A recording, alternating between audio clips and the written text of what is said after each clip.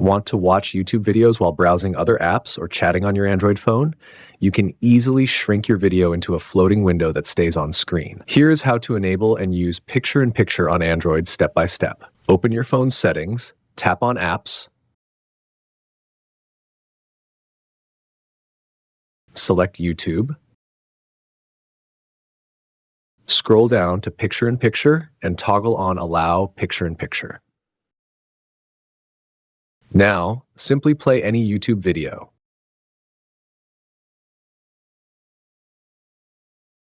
While the video is playing, swipe up from the bottom of your screen or tap the home button to exit YouTube.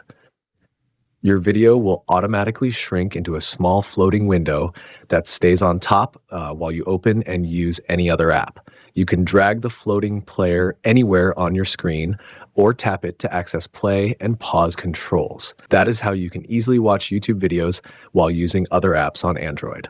If this quick guide helped you out, please give it a like and subscribe for more fast tech tutorials.